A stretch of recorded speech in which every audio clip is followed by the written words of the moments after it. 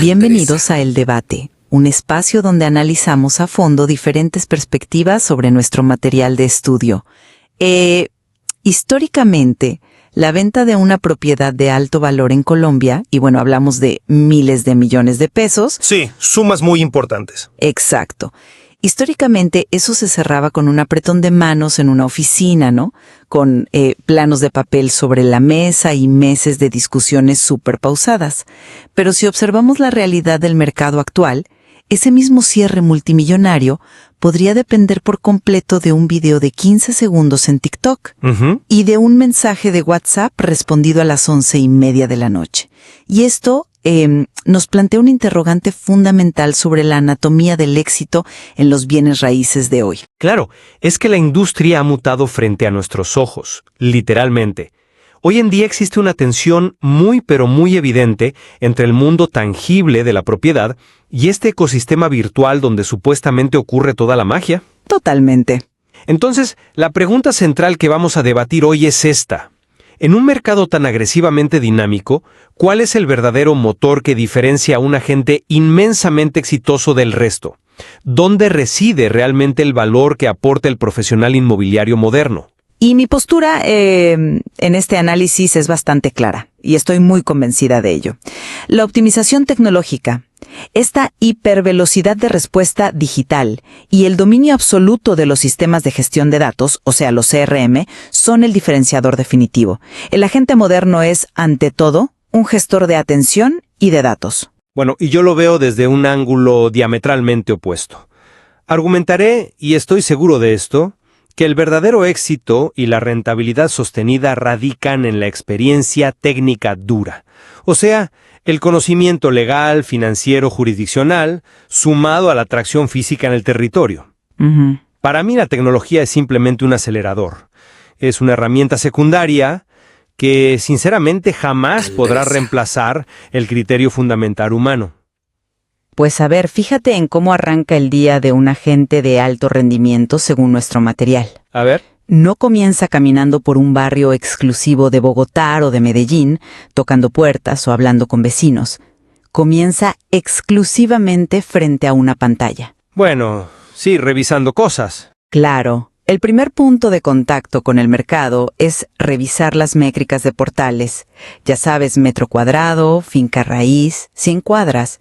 Y procesar un aluvión absoluto de consultas por WhatsApp y correo electrónico. De acuerdo. Aquí es donde quiero que pensemos en el agente, no como un vendedor tradicional con su maletín, sino más bien como un controlador de tráfico aéreo. Un controlador de tráfico aéreo. O sea, es una imagen interesante, pero ¿hacia dónde vas exactamente con eso? Pues piensa en el mecanismo. Un controlador está frente a múltiples monitores analizando información simétrica a una gran velocidad, ¿verdad? Sí, claro, viendo los radares y demás. Exacto. El agente hace exactamente lo mismo. Califica los leads que entraron de madrugada, cruza esa demanda con su inventario en un CRM, su sistema de gestión, y decide qué avión aterriza primero. Ya. Toda esta infraestructura digital es lo que permite que existan los vuelos, o sea, las negociaciones. El volumen de prospectos hoy es tan masivo y la capacidad de atención del cliente es tan, pero tan corta, que si no respondes una consulta en un portal en menos de 5 minutos... Lo pierdes. Exactamente. Ese cliente ya le hizo clic al anuncio de la competencia. El origen del éxito es esta sistematización implacable del embudo de ventas. Sin ese radar digital perfectamente calibrado, pues las negociaciones simplemente no despegan, porque ni siquiera llegas a sentarte con el cliente. Lo siento, pero simplemente no me convence esa idea. Déjame explicarte por qué. El problema con tu analogía del controlador de tráfico aéreo es que omite por completo la naturaleza misma de lo que estamos transando. ¿A qué te refieres? Pues aquí un controlador no construye los aviones ni diseña las pistas de aterrizaje. El radar del que hablas se alimenta de datos que son absoluta y completamente estériles si el agente no pisa el terreno. Pero los datos vienen del mercado. Sí, pero imagínate esto. Tienes el mejor CRM del mundo. Respondes en 2 minutos. Perfecto. ¿De qué sirve esa velocidad si cuando el algoritmo de finca raíz te dice que un apartamento en cierto sector vale, digamos, 500 millones... tú no tienes el contexto para saber que justo al lado van a construir una torre de 20 pisos. Ujú. Una torre que le va a tapar toda la luz natural. Pero esa información sobre proyectos nuevos también está digitalizada, o sea, No siempre. La microrrealidad del barrio no está en una base de datos pública actualizada al segundo. El verdadero proceso de captación de inmuebles requiere visitar a los propietarios, claro, las visitas son necesarias. medir los espacios, entender si las tuberías del edificio tienen 50 años o si la cuota de administración es desproporcionada. Todo eso requiere una lectura física. El conocimiento real del mercado no se descarga, se camina. Bueno, pero Un algoritmo promedia precios por metro cuadrado, sí, pero la gente que camina la zona sabe por qué la acera este de una avenida específica en Barranquilla vale un 20% más que la acera oeste. ujú, Esa especialización geográfica es lo que te da autoridad ante un vendedor para decirle a qué precio salir al mercado.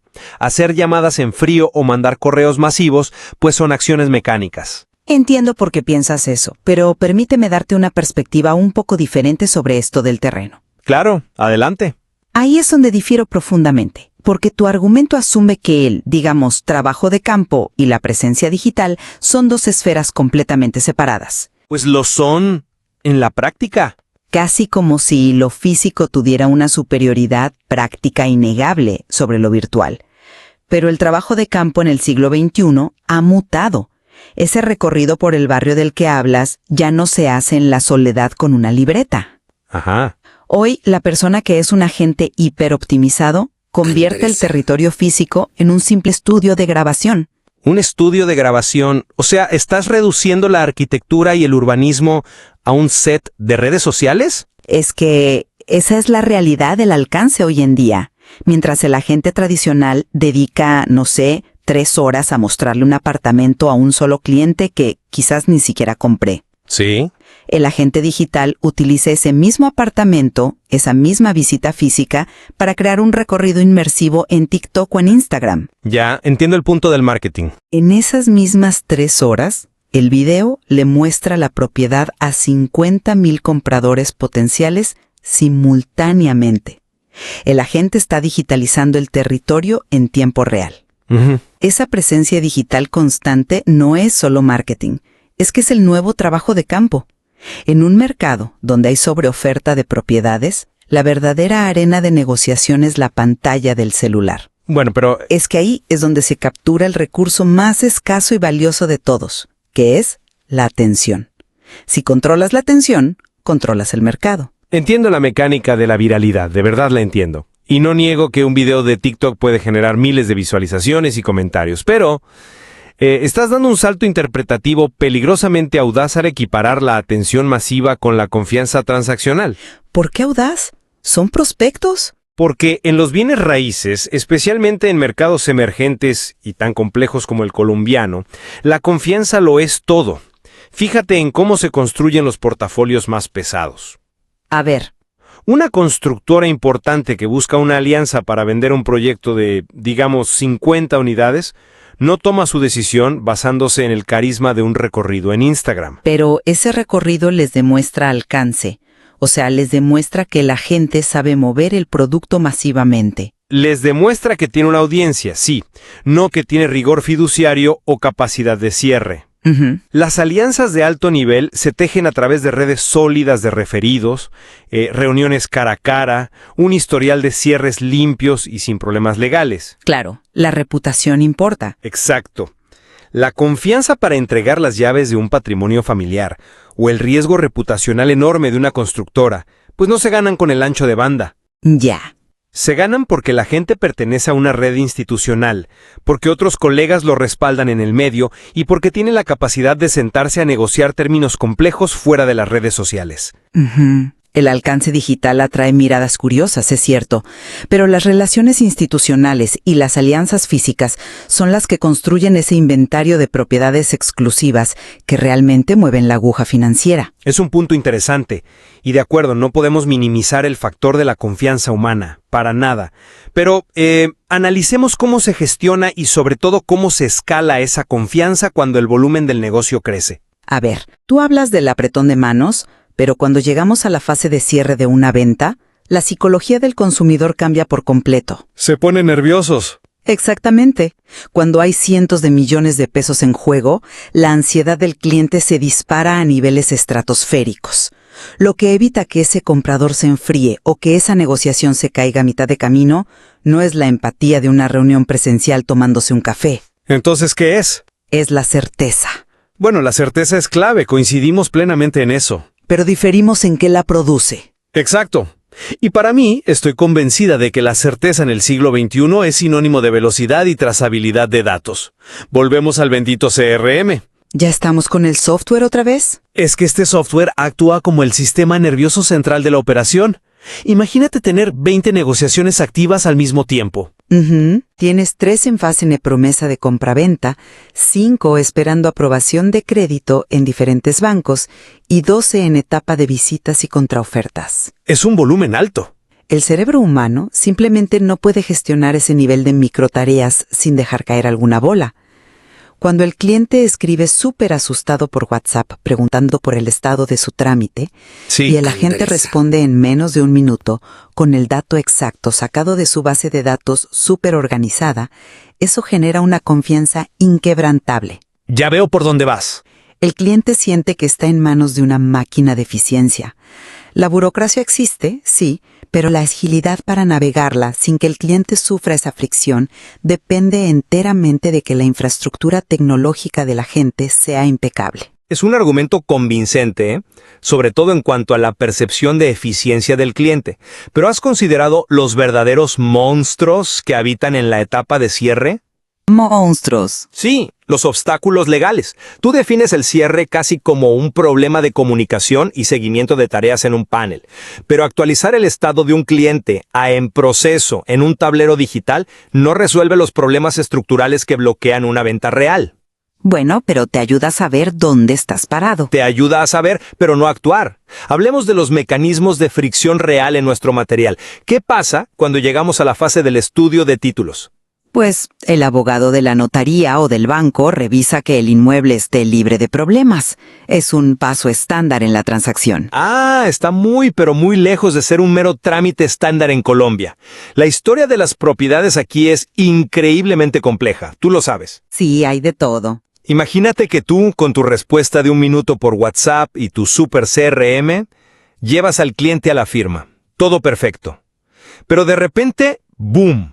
El estudio de títulos revela una sucesión ilíquida no resuelta de hace 15 años. Uf, sí, eso pasa. O un embargo de un juzgado civil que nunca se levantó correctamente en la Oficina de Instrumentos Públicos.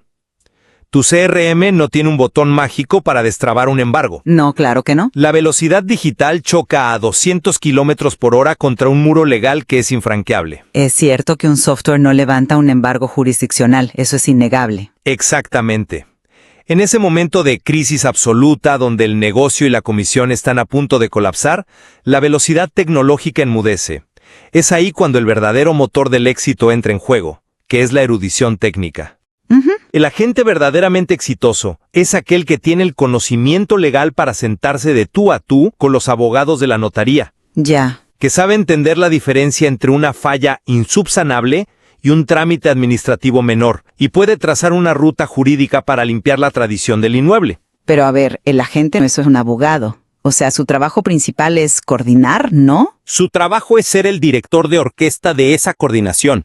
Si el agente no domina el lenguaje técnico, el abogado del banco simplemente rechaza la garantía y el crédito hipotecario se cae. Sí, los bancos son muy estrictos. Lo mismo ocurre con el avalúo comercial.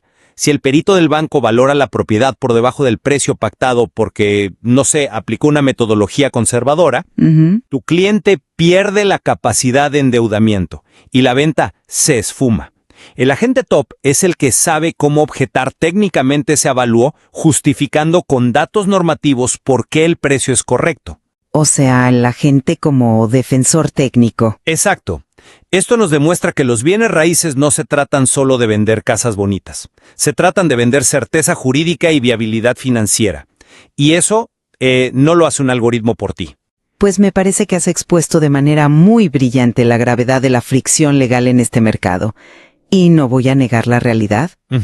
Si un agente inmobiliario carece del conocimiento fundacional para interpretar un certificado de tradición y libertad, o si se paraliza por completo cuando el banco rechaza un crédito por una política de riesgo, pues sí, toda su hipervelocidad en redes sociales no servirá de mucho. Se cae el negocio. Exacto. El contrato se anulará y el cliente perderá su tiempo y su plata. Y la rigurosidad de los procesos legales y financieros exige una competencia técnica que, estoy de acuerdo, va mucho más allá de programar recordatorios en el teléfono. Claro. Ese muro legal es real y requiere herramientas intelectuales pesadas para demolerlo. Totalmente de acuerdo. Y de la misma manera yo tengo que reconocer la otra cara de la moneda que tú has puesto sobre la mesa hoy, porque la erudición jurídica más sofisticada y la habilidad de estructurar la promesa de compraventa más blindada de todo el país ¿Sí? quedan reducidas a nada si el agente no tiene a quién aplicarle ese conocimiento. Exactamente. Si el profesional inmobiliario fracasa en la base del embudo porque no entiende cómo dominar los portales digitales, o si pierde prospectos de alto valor adquisitivo porque su tiempo de respuesta es de 24 horas en lugar de 5 minutos. ¿Qué pasa? Muchísimo. Pasa todo el tiempo. O si simplemente es invisible en las redes sociales donde los compradores modernos ahora inician su búsqueda. Entonces todo ese bagaje legal se convierte, pues, en un desperdicio melancólico. Total. Será el abogado más brillante en una oficina vacía, esperando un cliente que nunca va a llegar, porque el algoritmo se lo entregó a la competencia. Exacto.